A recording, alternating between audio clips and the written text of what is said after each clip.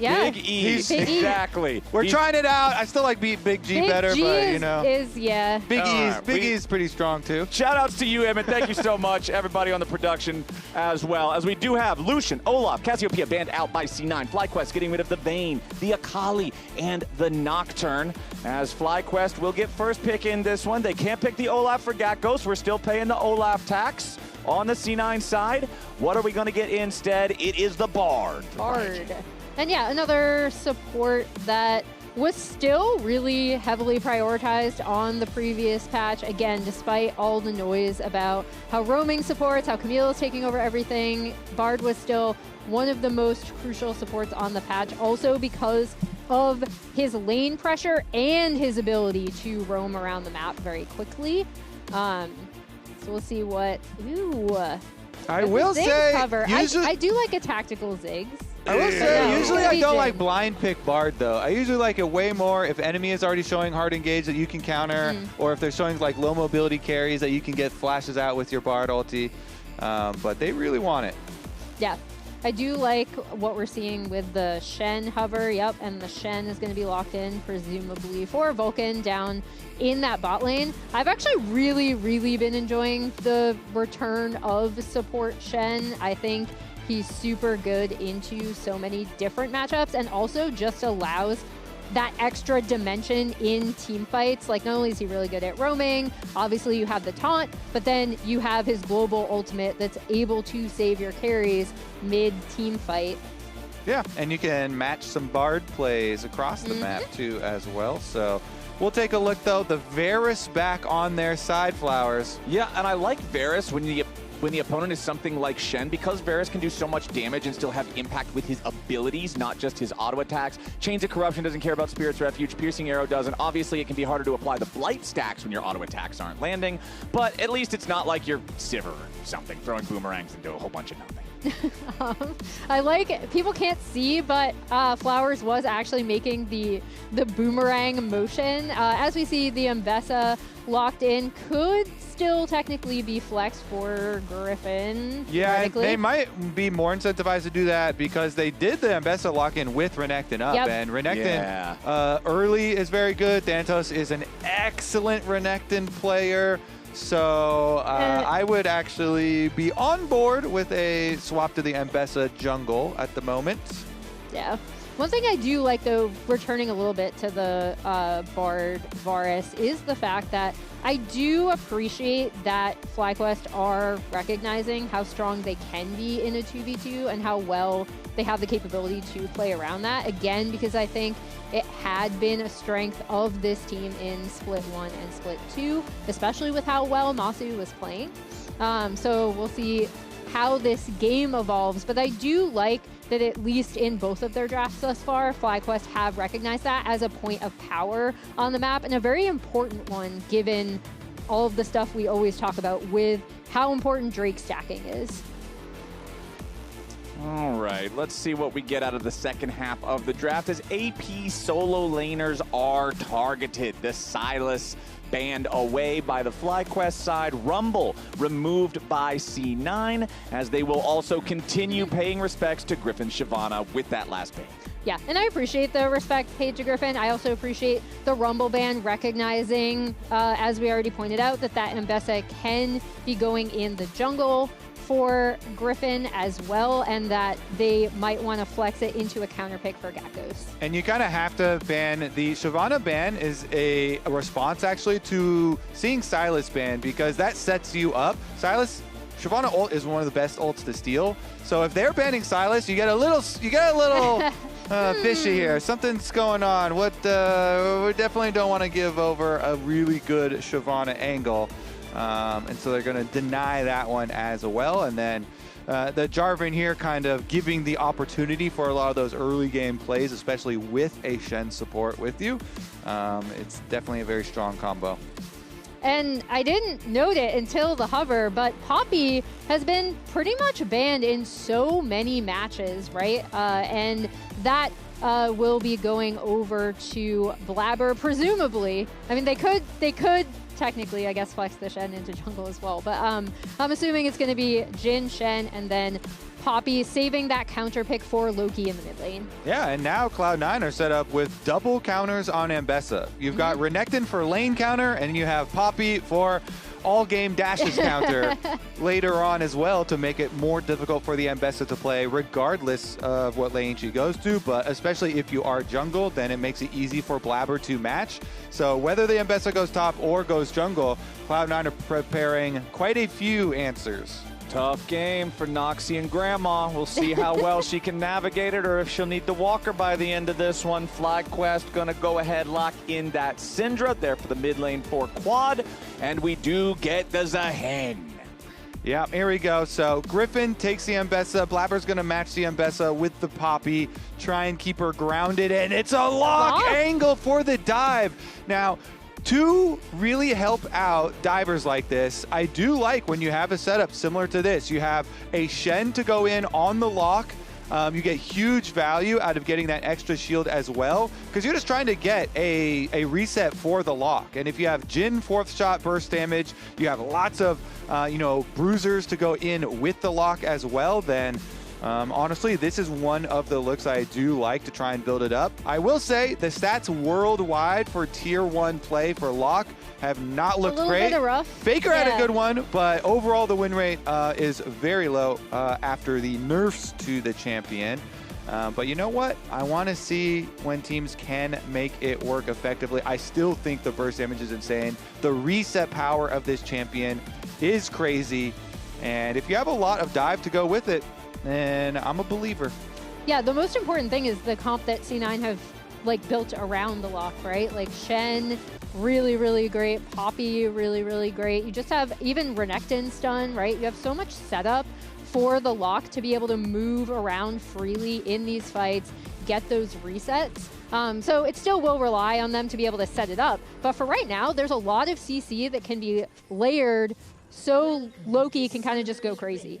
And I want to see if they can get active early around Loki, because remember, as long as you get the kills using the ultimate, using Purgatory, you get that permanently increased execution threshold. Ranks in the skill take it from 10%, 11%, 12% respectively of target's maximum health, but you get an extra 0.5% for every kill you get. So 2 kills equals an extra ults rank worth of damage. As immediately into the bottom lane, we are getting some action. Massu has lost half his HP here at the very start, as Vulcan and Tactical are ready to play this one aggressively. Yeah, Tactical got to fire off a full round, all 4 bullets here. That is a lot of damage in early trade. Another 4th shot? Yup, Masu's health bar is hurting, man. Yeah, and I think it's so important when these last 2 teams met in that game 5 in spring. It was the bot lane that made the huge difference as Vulcan goes in for another taunt. But I want to talk about the roster, right? Okay. Because we're promised a 7-man roster. We have not seen 2 of the men. Yeah. Where are the men? On the 7-man roster, and it's at this point, I just think it's a 5-man roster. Yeah, it effectively has been a 5-man roster since the changes, but I guess we'll see as it goes on. You know, we continue to check in on Cloud9. Looky here with another trade. Locke's wave clear also is very, very good and super easy to use. I highly recommend it if you're playing with a friend who's not that great at CSing, because you just I got a lot of those. Yeah, throw all the nails through the wave flowers and then go for your E in there, and you're all good. Meanwhile, on the bottom lane, I mean, we did talk about how much damage was being thrown out in the push for Cloud9, but Vulcan had also used his flash to get that initial play going for them, so there is possibly a world where the flashless Shen gets punished, and he is kind of low health at the moment as they go for the blue steal. Okay, Loki does get hit with the first scout of the week, but oh no, it's first blood already over to Tactical as C9 bring Blaber and both bottom laners for the invade. They get the punish on the enemy support, and Cryogen is down. I love when you do stuff like this with the Poppy. Blaber goes for the aggressive invade and he doesn't hesitate to flash stun into the wall. Yeah, I really love how aggressively C9 have been playing out this early game overall, right, Kobe? Like, they set it up so well with the aggression from Vulcan Shen at level 1 to take over this bot side. And this is just such a well-coordinated, aggressive blue buff invade. You see Vulcan's immediately there for the taunt. Follow-up. Tactical is my favorite emote in the game. in the game, the take notes emote. But yeah, successful steal. Yeah, I mean, they had so much CC available to them that it doesn't matter that they layer it all at the same time. They don't have to like wait and space out, oh, and Deadly Flourish and Taunt and blah, blah, blah. No, they just throw it. They throw everything, flash stun them into the wall, instant Taunt, instantly into the Deadly Flourish, and instantly dead there with the kill.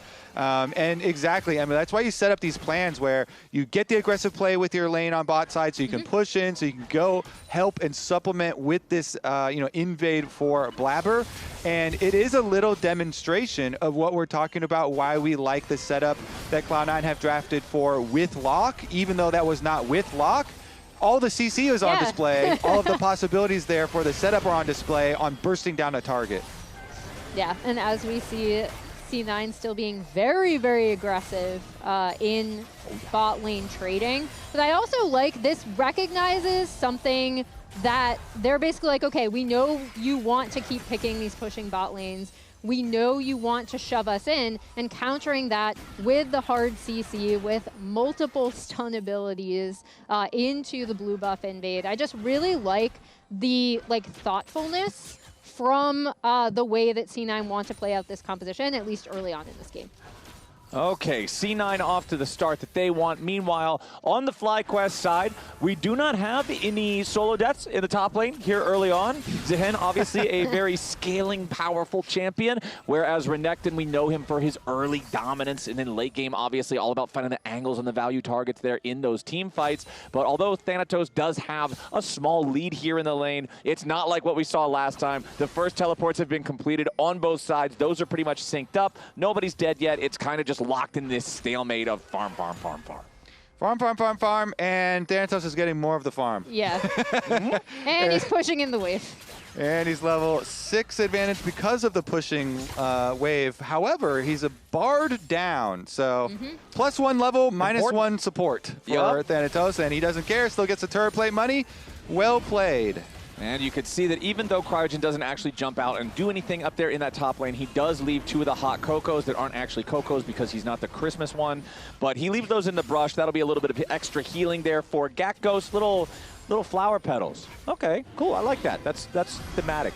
You just made me realize that I automatically call it hot cocoa because same. Also, I did not for 1 second did I believe that Flowers likes the flower petals nearly as much as he likes the hot cocoa. He's like, yeah, I like it. I'll take some tea. Yeah, I do like the flower petals. True. They're kind of like, that's one of my things. It's like cute. with scorpions and flowers. Those are my And things. you drink a lot of hot honey water here, when you're casting as well, so it's kind of similar. Very important.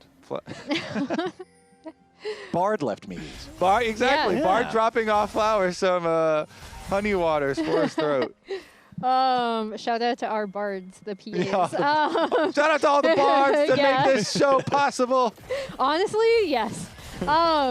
Meanwhile, what happened bot lane, because the Bard was topside, was that C9 is actually able to pick up that first Drake, again, going hand in hand with their early game plan as Ooh, immediately they drop the taunt onto Massu, who tries to get away, but he can't sidestep the deadly flourish. The Varus is dead again. Tactical uses his cleanse to make sure that they're getting back away. Cryogen goes on a magical journey, trying to come through the wall and do something back. He's got quad behind him. Tactical should be dead to rights here. Vulcan does manage to get away. Tactical, there's no way out of this. You just kind of got to decide how this is going to go down. And Get another minion. Decides it's going to go just down guessing. like this. Tactical does manage to get one last minion as he is shut down with the kill credit going over to quad. That's what you got to think about those times, People are like, oh, on your deathbed, your life flashes before your eyes. No, money flashes before your eyes. You need to scramble for as many minions as you possibly can get before you die. That's what I'm going to think about when I'm laying there. Just like, I should have got that extra minion. I should have cleared an extra camp. Grind set, Flowers. Your network is your net worth, Kobe. I need one more minion before I die. Sorry, Emily. I need you guys to, like, never mind. I was going to say something really morbid for the future. Now we have Vulcan up. Well, maybe this is something really morbid. C9. We're just joking here. Live full lives, everyone. You know, don't focus on the money. Unless you want to. If you want to focus on your minions and your money, live your life. That's part of living your life too. C9's living their life. They're focused on Gakgos' life and making sure that it's hell. They want him away from this turret. They want him away from those minions. You are allowed to have no EXP, no fun, no money, nothing. Yeah. I do really love this rotation up by C9. You know, swapping their bot lane, taking advantage of zoning Gakgos completely away from this turret, and being able to snatch up all 3 grubs as well. Again, just a really nice little quick play, and also continuing to really make Gakgos' life not fun.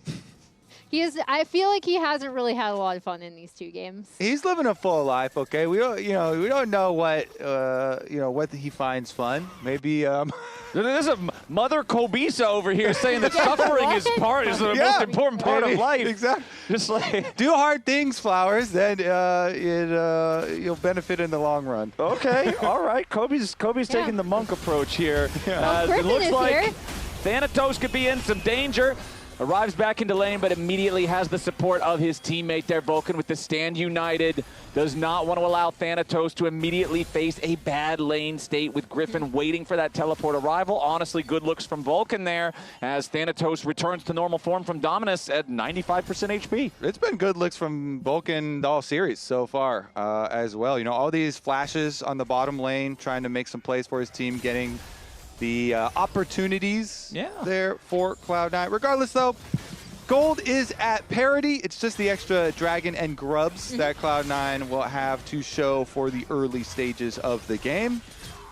Ooh, another one there from Thanatos. Quick, snappy trade, and Gakgos is again on the back foot. Vulcan is looking good. When you look good, you feel good. When you feel good, you play good. And when you play good, you're going to look even better because everybody knows that you're the real deal. The cycle of looking good. Yeah. I thought you were going to tie it in the potential assist record, but we've had a little bit less blood thus far in this early game, even with the kind of setups we were talking about from C9. But I really like, more importantly, I do think Vulcan's timing around the map has been quite good. Yeah, now he's got some extra roam time here as well, so make a visit towards mid lane. Thank you very much for the check-in. We need 18 more to tie, but we're not really about tying around here. We're about winning. So, and Afromu currently is not playing. Maybe he comes back, but... Well, I also don't think that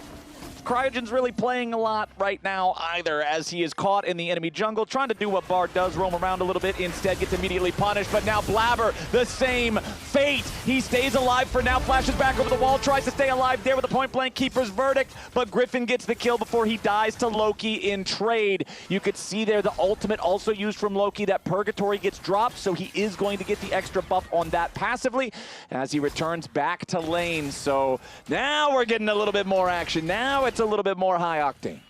Yeah, as Vulcan pushes up on this bot side, looks like both teams are going to wait for their junglers to come back. Ooh, I love this vision toggle. Yeah, this is Cryogen vision. Yeah. As he's going in for his play. Oh, I'm just a bard setting up some vision. Oh, shoot! There's a Poppy here. Where did that come from? Blabber's camping the blast cones again. Yeah, and then as we speed through, I like that they recognize that we can go immediately in onto the Blaber, right? But this also sets up for Loki's second kill, which puts him in a really good little early spot. Apollo, like Cryogen, did not realize Blaber was in the bush. That was great. I do like to. So Locke also, Loki wants to go pick up the skull, so you get your extra cooldown back a little bit refunded for the ultimate too. So we can keep the pace of the action. 2-0 on the Locke. 4 stacks as he had the Dark Seal very early. So if we're building a comp and we're playing for Locke and we're going to get these resets and have this burst damage, it's been a pretty good recipe so far for Cloud9. They even have the little passive bonus of the first Infernal Drake, the little Infernal Drake bonus for the extra bit of damage to get them low enough and reset. You know what I like to see, Kobe, is a Hextech Rift. I just think because there's so many fun setups that I think both of these teams can try to do Emily to just get wants more blood. onto each other's carries. I always want more blood. Well, I feel like, though, if you're Bard, you're actually kind of pissed off when it's Hextech Rift because they're kind of stealing your whole thing. That was my thing. Yeah, your whole thing is you run through walls and do all this cool repositioning out of nowhere, but now everybody can do it. As you can see, Cryogen taking his recall, but in a hidden spot, just in case there's the opportunity to do anything bottom lane, but Loki's not going to give him that opportunity. 1-to-1 in Drake's here early on. C9 having all 3 grubs in this second game compared to FlyQuest having them in the previous one. As Blaber shows up here in the top side, Thanatos does have his Dominus ready to cast if they want to try to go for the dive. And it's here a comes full the squad. C9 party. Balloons, streamers, they probably even got a DJ for this one. Gakgos trying to just clear out the wave. There's Grim Deliverance as he tries to escape, but nothing's going to deliver you away from 4 people. C9 with the top lane dog pile. Get there, man. Gakgos is like, great, a party. What'd you guys get me? Yeah. No, endless CC. That's what I wanted. Thank you. You're That's not when you wish you allowed could to do return to the anything. store. You guys, you really shouldn't have. Yeah, no. Off of that, though, I do like the response from Quad and Gryffinn down here, right? Like getting that first turret onto Quad, who was able to pick up that kill in bot lane earlier on. So having your Syndra in a good spot, also great. And then Tactical cleaning up that topside turret. Ooh, Cryogen goes for the Tempered Fate. He misses that and the Cosmic Binding. Thanatos staying alive for now, but remember, there was no Dominus. So as soon as Gryffinn commits the public execution, it is exactly that. They get the kill on Thanatos, but now Gryffinn, Cryo, and Quad all got to try to get away as Loki and Vulcan make their way towards this bottom side of the map. Massu cuts off Vulcan's ability to try to interfere with a nice little rain of arrows, and that means nothing else is going to happen. So FlyQuest, like we're saying, they get first turret. They grab themselves the extra kill in retaliation. Now Blaber's coming in mid, trying to find something on to Massu. Point blank keeper's verdict forces the flash, but nothing more as the Rift Herald finally spawns 15 minutes in. Yeah, even though, Gakgos has been enjoying his struggles up in the top lane, really, FlyQuest playing around Quad and Gryffinn is their recipe for this game. Huge burst damage for both of those champions, and the bot lane play does result in some success for them to keep their lead, keep the long lane nice and open on the bottom side of the map. Cloud9, good response, so, pick up the Herald. That's always good for a couple plates. So at least, well, I say that and there's a Bard on the enemy team. Maybe it's not that good for a couple plates. We'll see about Cryogen's positioning, if he can be there and be ready for a Rift Herald play. I mean, isn't that so annoying? In game number 1, your Rift Herald gets stopped by a Azir wall. Now in game number 2, you're up against Bard. It is both the FU Rift Herald champions in back-to-back games in the same best of 3. Yeah. Rift Herald is just like, man, I wanna have fun too. Poor Rift Herald. There's even with all the parties happening, Rift Herald doesn't even get to have fun. It's true. You just have to be smart about when you use it. You see Cryogen on the bottom side of the and then you drop it mid or something. If you know where, you don't invite Cryogen to the party, basically. If you're the Rift Herald. Dirty. Sorry, Cryogen. Yeah, Rift Herald is telling everybody. You must have lost your invite in the mail. Yeah, so we're going to have a secret party? We got another party now in the Cloud9 jungle. Unleashed power delivered straight to Vulcan's doorstep thanks to the Gryffinn delivery service there for the public execution. That's FlyQuest grabbing themselves their 4th kill of the game. As C9 steps forward, FlyQuest, despite being down in kills, are up 1,000 gold as a team. And that gold lead is all in this mid-jungle duo. It's all the Quad Gryffinn show. Yep, keep playing off of these 2 high damage champions there. Good burst damage. Vulcan trying to just face check his own territory, retake your own jungle here, but walking in, already had very good position for FlyQuest, and that sets them up for the Hextech Dragon here. They can use the gates to reset, get back out, and try and make an incision. Honestly, you have to be very careful about the opening of this fight. Because there is so much emphasis on bursting down a target, Gryffinn, he doesn't have his ult, and nor does Quad, because they just used it to kill Vulcan, though, for the dragon fight, so maybe they call it off. Yeah, I think that's why you do see Gryffinn kind of hovering around. Just as I say that. Yeah, Gryffinn was hovering around, but Vulcan was ready to try to answer. Now Tempered Fate defensively coming out from Cryogen. C9's attack has not worked out thus far. Gryffin still getting away for now. Loki going in, finds the first kill there for the killing spree. Vulcan gets away now too, but Loki's got to be careful. Double kill, lands with the Cryogen, but it is mopped up as Quad gets one back. Now Blaber's got to be careful. Massu chasing him down. Can't quite do enough damage. It's a 2-for-1 so far, favoring Cloud9 as they also claim the Drake. Yeah, really messy there. I was a little concerned until Loki was able to start cleaning up those kills, even though he falls. But more crucially, they do come away with that third Drake. So despite... Quad searching for Blaber. Yeah, Blaber tackles away to the red buff to keep himself safe from Quad's attack, and then Vulcan and Tactical show up. Quad gets a little bit too high feet, goes into the enemy jungle solo, tries to get something on the Blaber there. He had unleashed power. Maybe he's hoping for the assassination, but instead immediately shut down. Yeah, as we take a look at this Drake fight, Gryffinn kind of hanging around, Vulcan coming in with the taunt. This is a really nice Bard ult from Cryogen to kind of delay things, but then as they try to get back onto Gryffinn, Loki ends up opening up on Locke. Quad getting a few kills on the back end is huge too. I mean, both of these mid laners are such crucial points for their teams. And you can see neither coaching staff looks particularly happy about that one. During the replay, I want to point out for the picture-in-picture for anybody who wasn't watching, the Herald was summoned up during the replay and it charged into the tier 1 turret without being Bard interrupted. So they did manage to get at least their 2 plates worth of value out of the Rift Herald there on the C9 side.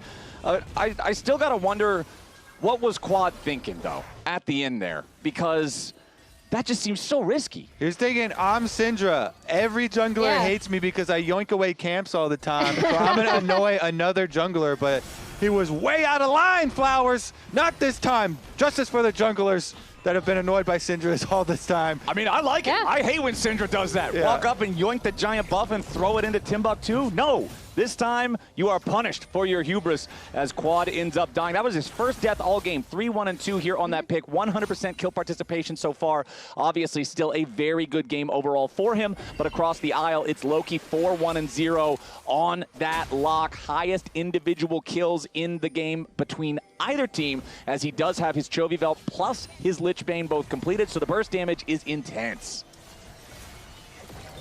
Yep, and we'll see C9 just kind of trying to push in this bot wave with the Renekton, try to reclaim mid control as Massu continues pushing with this Varus. Vulcan looks like he might be fishing for something.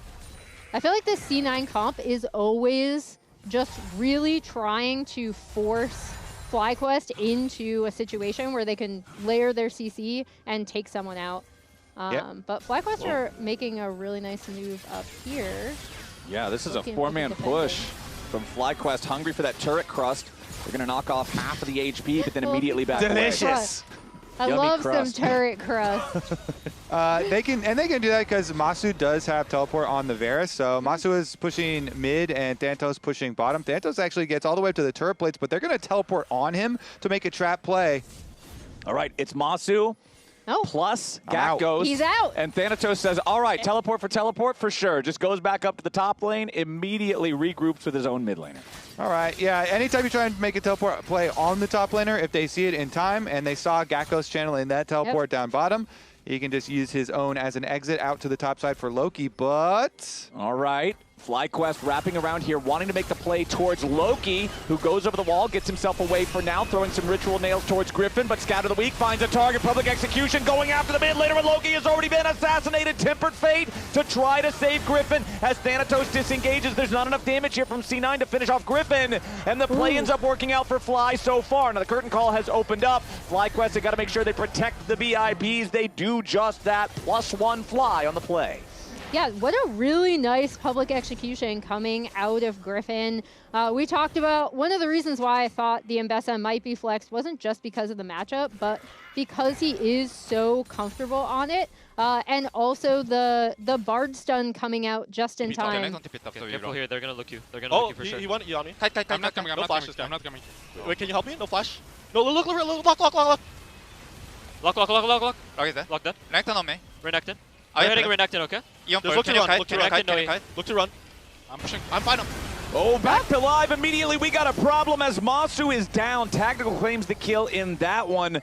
FlyQuest losing their AD carry out of the replay. I really like this 1-2 punch they have, though, between the Ambessa setup and the Syndra follow-up. Any single target that gets caught by both of those abilities is nearly guaranteed to be dead. But a replay now as we look back at what happened to Massu over there in the mid lane that led to this Drake take for C9. It's just Blaber. He's got Deadman's. He's got the steadfast presence. He gets Masu's attention, and then it's Vulcan who ends up pulling the trigger for the engage. That enables C9 to take this Drake uncontested. They are now on sole point on this Hex Tech rift that you mentioned earlier, Emily, and that is a scary prospect for FlyQuest in 5 minutes. Yeah, even with all of these, again, we talked about these teams trading blows. They're constantly trading sides of the map. This ended up being such a good play from C9 because of the Vulcan collapse, getting onto Massu, who was pushed pretty far up because he did have backup coming out of the FlyQuest jungle. However, that is going to put C9 on sole point, and also they were able to pick up that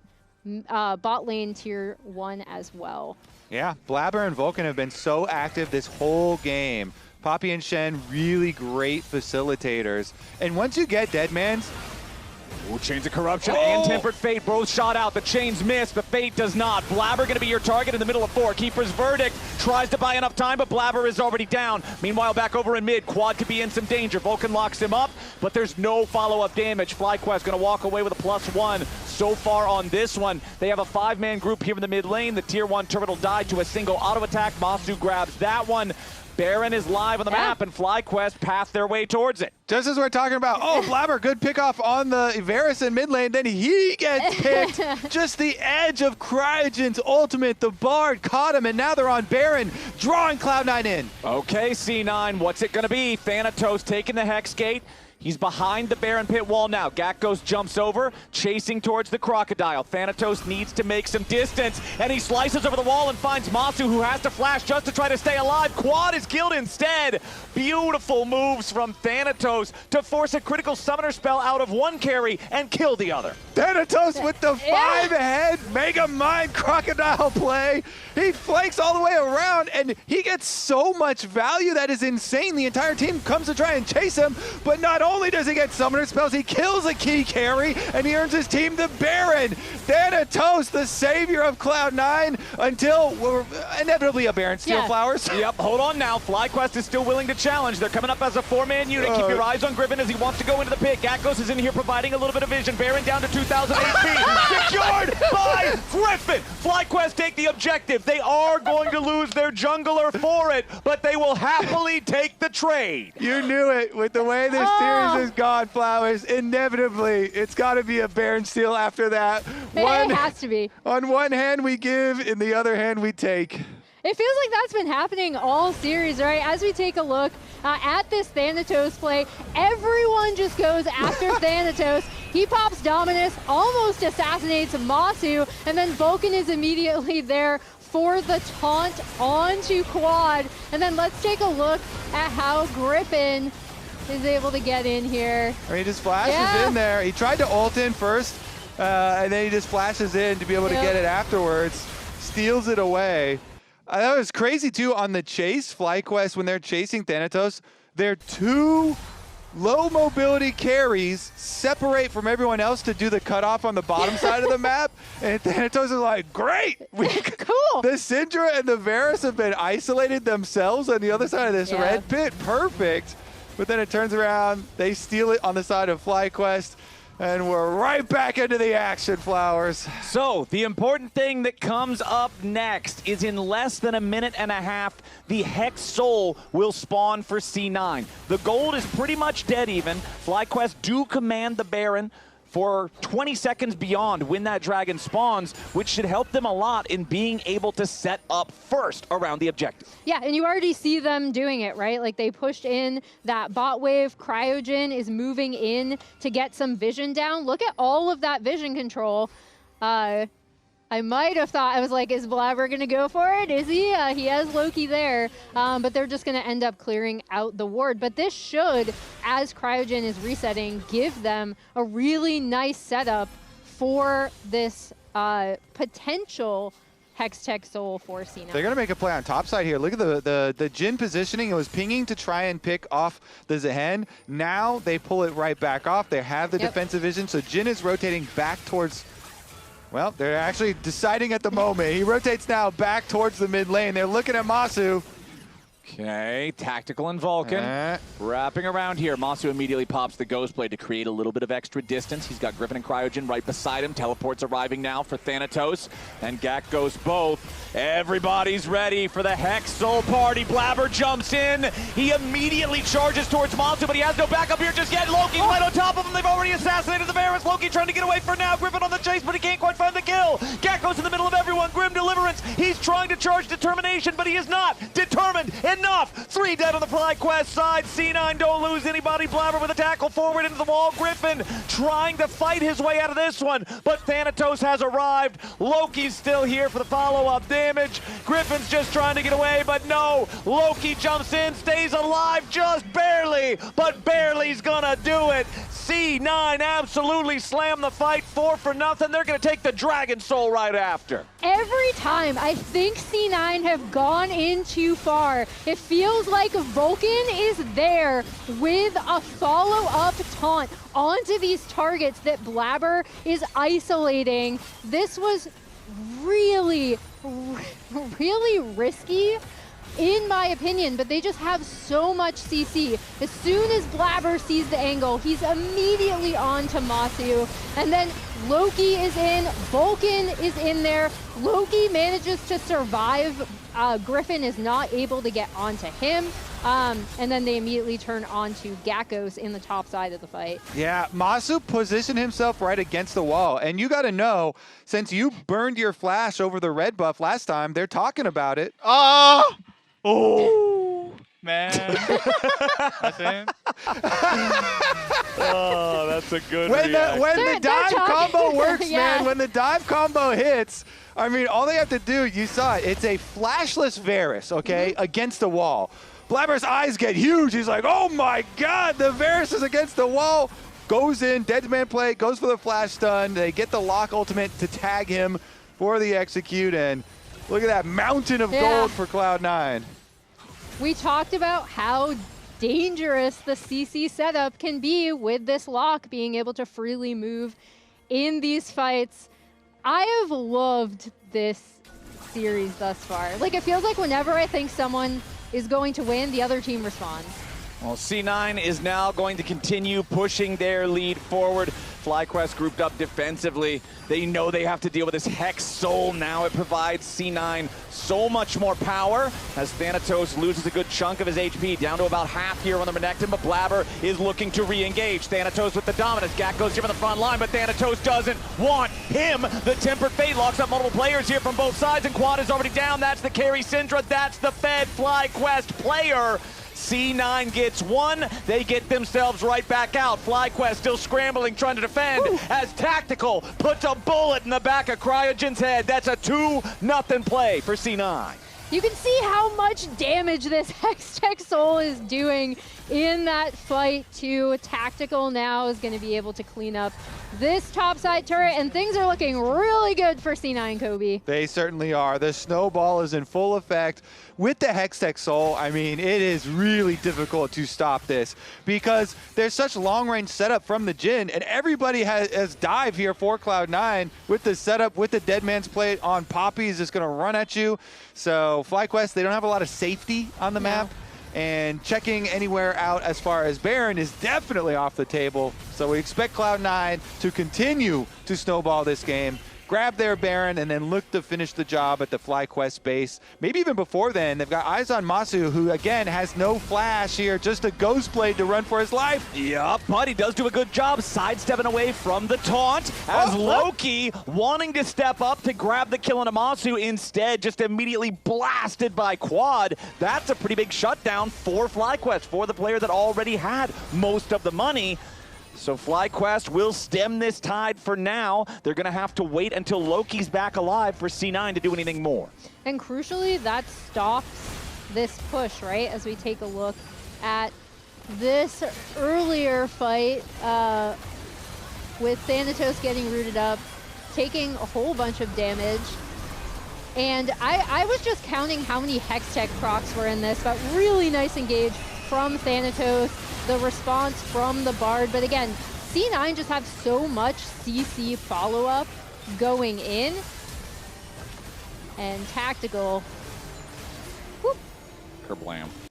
Yeah, it's really hard to protect carries like Syndra and Varus, even if you have Bard Ultimate. You saw there, Syndra's already chunked within the duration of the stun. The flash from Thanatos, he's able to chunk her down to kill range for a Jhin shot lethal. And yeah, they Bard Ultimate to make one of the Jhin shots miss, but then she just dies as soon as she comes out of the Zhonya's anyways, and does go down. That quote there, Flowers, about FlyQuest, making worlds, looks less and less likely as they lose to the top teams of the LCS. Yes, their schedule has been very difficult. Team Liquid and Lion are top teams. Losing to them is really rough, but now here against Cloud9, they're on the precipice of losing here as well. Yeah, I mean, everybody's looking at Liquid and Lion as the top two right now, but Gakgos wrapping around from the side, trying to find the angle here to enter into the fight, tackled back into the wall instead. Determination mostly filled, but not quite there. The bar's not red yet.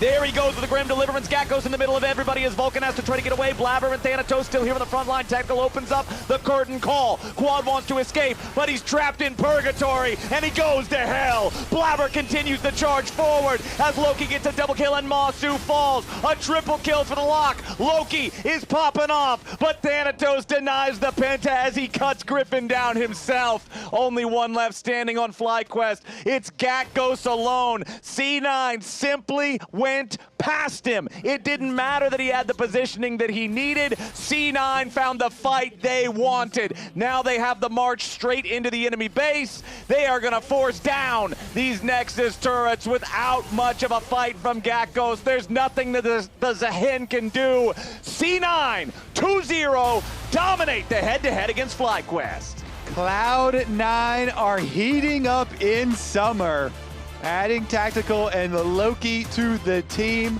Looking quite good in this series. I really like the comp around Locke as well. Analysts, what do you have to say about this Cloud9? Woo! That was a close. My God. Close end there for Vulcan and the assist record. Oh my God. Oh, we were counting for it. So Vulcan is now tied with Aftermove for most assists in LCS history, but player of the game, we have to discuss that. Yeah, we do. Because the end of this game was so crazy. It's all over the place. I thought Thanatos was great again. Yeah. But I'm giving it to Thanatos. I kind of have to give it to Loki. I know it was a lot of setup. I just didn't think this was a good Locke angle. Yeah. But they made it work. So I'm giving it to Loki. I'm agreeing on the Loki pick, yeah. I'm giving it to Thanatos. Okay, you're a Thanatos twofer then. You got both I'm games. a twofer on Thanatos. I thought he had really good. Jeez. There was one moment where FlyQuest looks real frustrated. Yeah, you have to. Like there was one moment where FlyQuest had the wrap on Thanatos in the red side jungle around Baron. And then not only does he get out, he kills on the way out. That was crazy. That was a great performance from him. And C9 now showing if you want to be a top 3, they're still firmly in that conversation here. So we're going to have some of the players come and hang with us here. They're going to have an off week before going to Mexico.